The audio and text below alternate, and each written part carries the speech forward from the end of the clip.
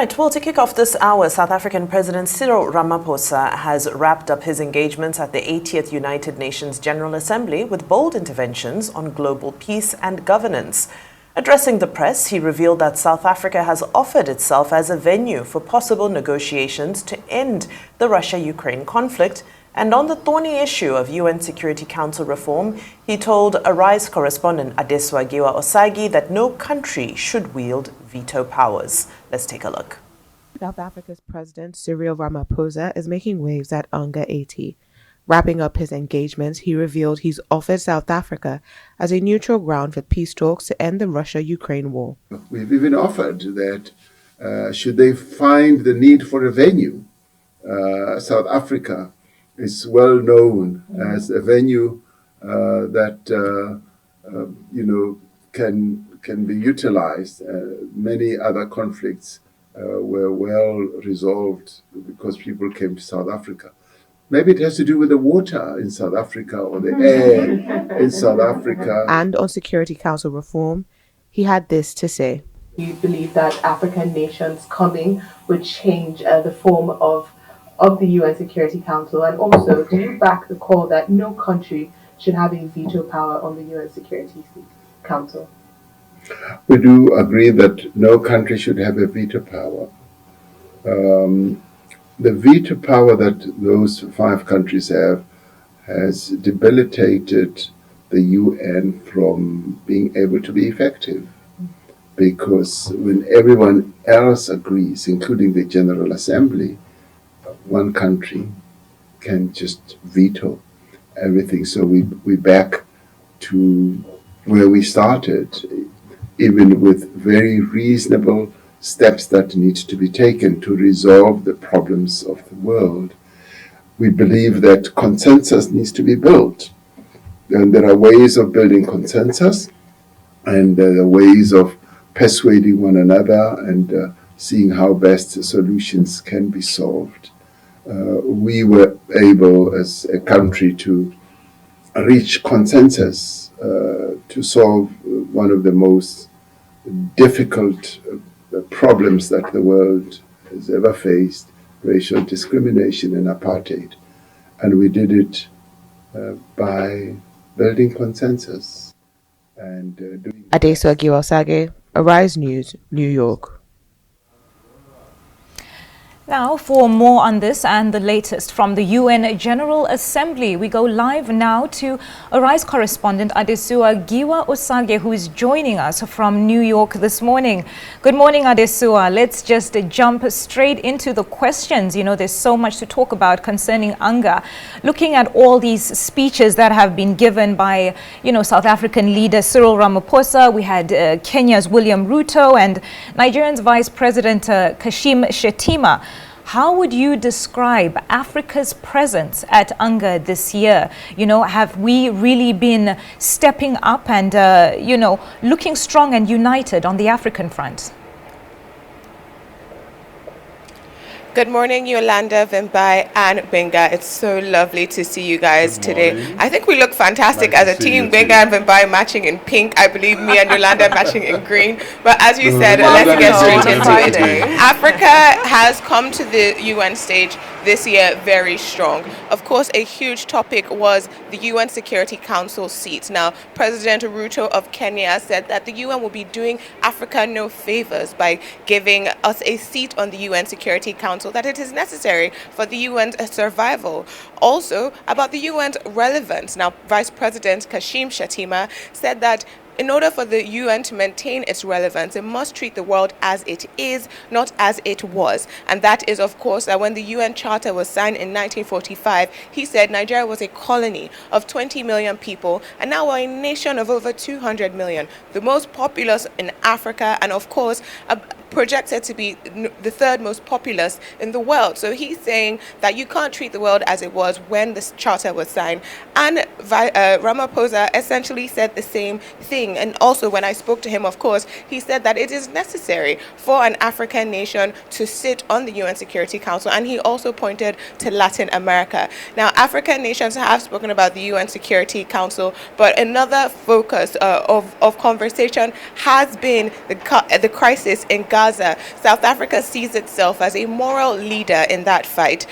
Nigeria sees itself as a proponent of human rights across the world.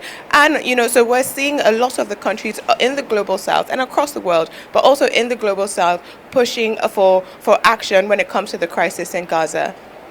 So now let's connect with the feelers in New York and also at the UN General Assembly as Nigeria is renewing its long-drawn call for a permanent seat at the UN Security Council. How is it being received by other nations other leaders of the world? It's very interesting because I was listening to Vice President Kashim Shettima speak, and it reminded me of the speech that Murtala Mohammed gave at the exceptional session of the Africa Union, or the Organization of Africa Unity at that time in 1976, where he said that Africa has come of age and we're not adolescents who you tell us what our interests are. Vice President Kashim Shettima pointed out that Nigerians have served on 51 of 60 UN missions. He pointed out the fact that the world has changed, that our population has changed.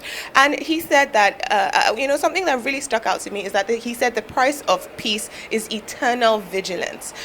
He gave a very strong, impassioned speech, but so did Kenya's Ruto, and of course, so has Cyril Ramaphosa of South Africa, three leaders that I've spoken about. Ramaphosa especially because of the stance that they took when they took Israel to the ICJ, accusing them of genocide, has seen himself as a moral leader, and South Africa not just as an economic leader on the continent, but also a moral leader. So while he did go to call for the seat, an African seat on the UN Security Council, he did not demand one for his nation in particular. As VP Shettima was making a case for why Nigeria should have one, and you had Faye of Senegal, you had Ruto of Kenya, all making a case for why it is necessary for Africa to be on the table. How it is being received is general. Everyone expected this. Everyone expected that African nations, particularly the more powerful nations, are going to come on the UN General Assembly stage, especially at the 80th anniversary, and make a case for why they should have that seat. But I think Vice President Kashim Shettima made a very good case for Nigeria. Whether or not that is the strongest case is yet to be seen. And thank you so much for that insight, because Nigeria is not only lobbying for that seat on the Security Council, and Nigeria also has interests in possibly joining the G20. Now, of course, we know that this year the G20 is being chaired by an African nation, by South Africa, for the first time in history. And yesterday there was some engagement around G20 nations. Can you give us some insight? I know you attended that meeting. Give us some insight with the conversation around G20 with a forthcoming meeting in November that will also be held in South Africa.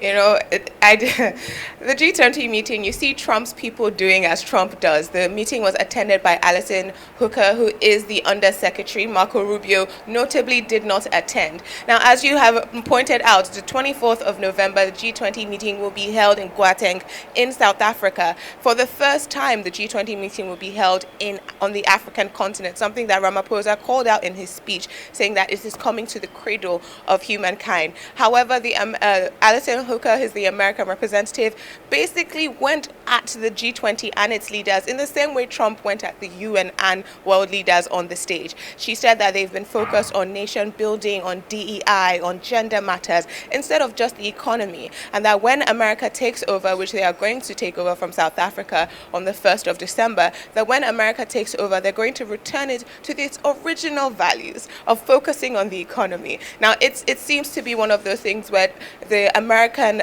government or the Trump administration internationalize its own internal politics or its own culture wars within America and puts it on the global stage as sort of a rule by which everyone should abide and everyone should lead. Now, the G20 importantly has countries like China, like India, and so it's very confusing. Imagine going against those type of nations for being too gender inclusive. Now, the G20, when it goes to America, they have announced that they are going to, because another thing they brought up actually is that they need to be more prudent with the with their spending and what they spend money on instead of DEI.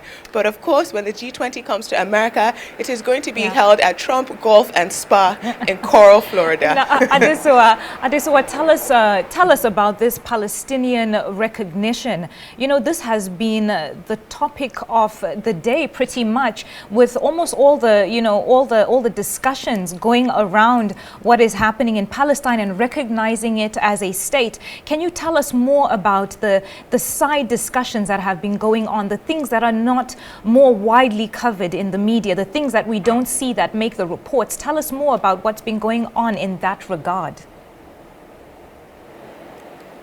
You know, you're asking me a very important question here, because what don't you see is that outside of the UN, we have had protests. You know, I'm working on a report on that, because we've had protests for Palestine, for Sudan, for political prisoners in Iran. This morning, actually, the Palestinian Youth Movement is planning to march from Times Square at 9 a.m. to the UN General Assembly, of course, because Benjamin Netanyahu is expected to be speaking today at the UN headquarters. So they plan to march from Times Square all the way up to headquarters. So what you're not seeing, apart from what's happening inside, is that outside people are mobilizing because of the humanitarian crisis in Gaza. Of course, humanitarian crisis in Gaza has featured in the speeches of most world leaders because of the New York resolution that was passed by 142 states, I believe, earlier this year, which recognized the need for a two-state solution. We also had an important meeting led by France and Saudi Arabia, I believe, about this two-state solution. Okay. Apart from the speeches that we are seeing, we're also seeing activity on the sidelines pushing the need for more intervention in Gaza. Okay. Of course, the president of Finland said that there needs to be no veto power, because this veto power is making the council resolutions quite useless. You know, Mahmoud Abbas, the Palestinian president, who had to video into the session, said that hundreds and hundreds of resolutions have been passed and Israel just ignores them. Okay. And so, you know, if America continues to use its veto power on the UN Security Council to even prevent some resolutions from being passed, then the UN itself has to deal with the question of how effective it is to resolve such conflicts. But the question of Gaza was a huge focus last year, but now it has become even more so. And of course, this is all going on while the flotilla is heading towards Gaza with humanitarian aid, and it's now being covered by Italian ships. This is something that, of course, the Italian president didn't want to do.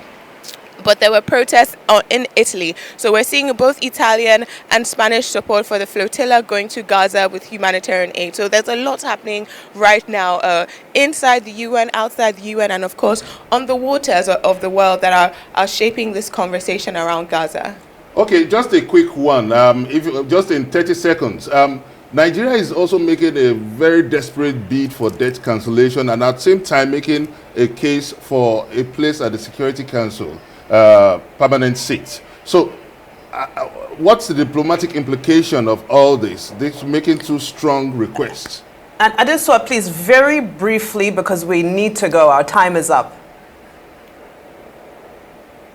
Okay, very briefly, the diplomatic implications. Last year we asked for sovereign debt relief. This year we're asking in stronger terms. I imagine we're going to keep asking, of course, because we've been through this before and we're still borrowing. I think we need to think about fiscal responsibility within ourselves and talk true to ourselves before we bring it to the international stage. Okay. All right, very well said. Thank you so much, Adesuwa Giwa-Osagie, live from New York. Of course, you have been covering all of the events taking place at the United Nations General Assembly. We look forward to further updates later in the day.